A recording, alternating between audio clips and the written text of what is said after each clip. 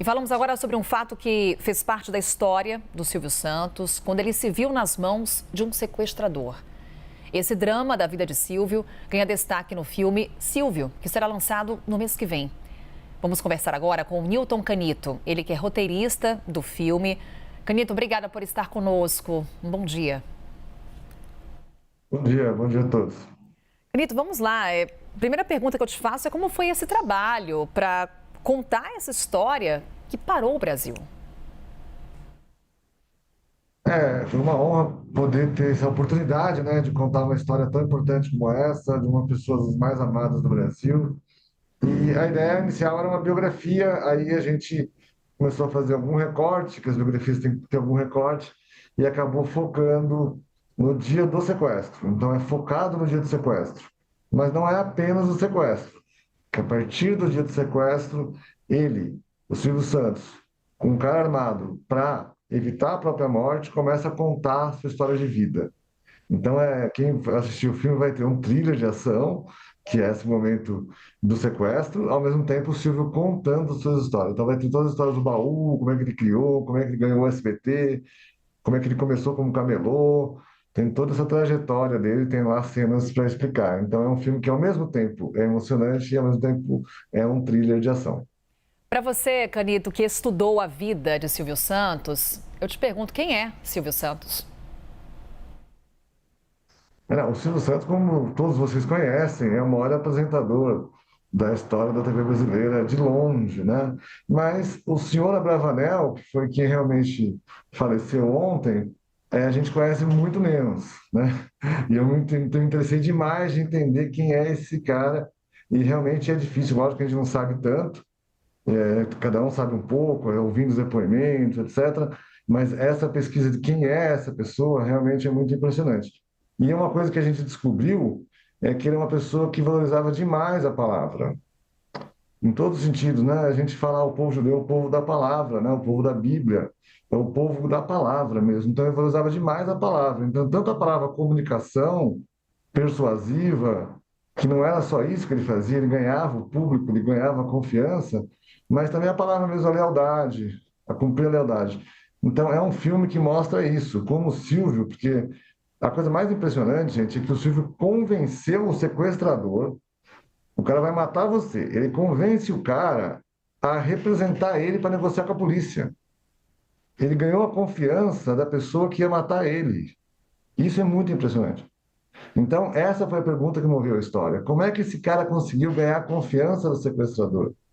E tem a ver com a palavra, tem a ver com empatia, tem a ver com cumprir a palavra, que ele aprendeu também com Nóbrega. Então, o Silvio é uma espécie de mentor desse jovem, assim como Nóbrega foi o mentor do Silvio. É um filme sobre a paternidade, é um filme sobre valores, né? Então, é um filme sobre o legado do Silvio Santos. É isso que a gente conseguiu construir no filme. Nós estamos curiosos, viu, Canito, com a estreia que é no mês que vem, certo? Sim, é dia 12 de setembro. As pré-estreias foram adiadas em respeito à memória do Silvio, né? Mas a estreia é dia 12. Canito, durante a nossa conversa, você distingue o Senhor Abravanel e Silvio Santos. Quando se dá e como se dá essa virada de chave? Não, o Silvio, além de ser essa figura que a gente conhece, o, o apresentador, ele é um empresário, é o empresário mais bem-sucedido da TV brasileira, no sentido de mudança, de sair do nada e conquistou. A Globo já veio do Roberto Marinho, que tinha jornal, né? Ele é um empresário especificamente de televisão. Ele é um grande headhunter. A coisa que ele mais é um caçador de talentos. É o espaço que tinha mais talentos. Ele é uma espécie de dono do circo, né? Ele criou um circo mesmo, a TV dele é um circo. O Daniel Filho tem um livro que chama O Circo Eletrônico, né? E que a TV é como um circo eletrônico. Mas a Globo era menos circo do que o SBT. O SBT é o circo, né? Então ele é o dono do circo, gente. É o arquétipo do camelô que virou dono do circo e, ao mesmo tempo, criou uma trupe de talentos impressionante, né? Que ele caçava talentos. A quantidade de depoimentos que a gente está vendo de pessoas que ele revelou e pessoas que, às vezes, ele só falava. Eu vi a Ivete Sangalo falando, ele só me deu uma dica. Ele me chamou lá e falou: Você tem talento para ser apresentadora. Ela falou: Imagina, ele tem. ele tinha muito essa casta de talentos, essa generosidade, né? Isso só retribui para ele, retribuiu, voltou tudo para ele. Ele é uma prova de que você abrir espaço para os outros aumenta o seu poder, não diminui. É uma coisa que eu acho que ele mostra essa generosidade, esse que eu acho muito bonito nele. E ao mesmo tempo é uma pessoa muito simples, né? Os hábitos dele, ele gostava dessa simplicidade na família, lavar a louça, todo mundo comenta muito esse negócio do dia a dia dele, a gente mostra ele fritando ovo nas situações mais comuns, que é o que dá a empatia. Realmente é um sábio, gente. Assim, é um privilégio para o Brasil ter uma pessoa como essa na nossa geração. Assim, eu considero um sábio, uma pessoa, um mestre mesmo. Eu chamo de mestre da sabedoria tropical. Vocês estavam falando do jeito, né? Que ele tem o jeitinho brasileiro, né? Ao mesmo tempo ele tem a ética, ele tem a correção de cumprir as palavras. Eu acho que ele não sabe. Canito, qual que é a maior dificuldade para contar a história do Silvio Santos? A dificuldade é principalmente que todo mundo é igual ao futebol, todo mundo entende de Silvio Santos no Brasil, né? Todo mundo, Silvio Santos, gente, todo mundo, com razão, todo mundo entende, que todo mundo é colega, né, de trabalho do Silvio Santos. De uma forma ou de outra, é maravilhoso, né? Ele chamava as pessoas de colegas de trabalho. Então, todo mundo tem essa intimidade com ele, todo mundo já acha que conhece ele, né? E realmente, todo mundo já conhece. Então, tudo que você fizer, ele conhece. Ninguém tá errado. Então, tudo que você fizer, alguém vai falar, bom, mas não é isso, ele não é assim, tá? Porque realmente essa parte do senhor é uma criação dos artistas do filme. Eu e o diretor, o produtor, o Rodrigo, né? O Rodrigo, o Faro, que foi quem interpretou o Silvio, vai colocar o tom dele. Então, tudo que a gente fizer, alguém vai falar, não, não é. Então, mas ao mesmo tempo, tá certo, porque na verdade merece muitos filmes, né? Mereceria outros filmes, porque realmente é uma figura inesgotável. Você pode continuar criando filmes. Eu já estou com outras ideias de fazer filmes sobre ele, fazer esse momento, assistindo os especiais, porque tem muita possibilidade, né? É uma figura muito complexa. Então, é claro que sempre alguém vai criticar, mas se quem entrar sem conhecer, eu tenho certeza que vai adorar. Então, acho que tem que entrar com o coração aberto no filme para sentir o que a gente criou. E na construção desse trabalho, desse roteiro, Canito, você deve ter ouvido muitas histórias. Qual foi aquela que ficou de fora do filme, mas que em algum momento você pode contar? Tem como trazer um spoiler pra gente? Nossa, gente, eu estava pensando, sabe, várias coisas podem ser feitas, né?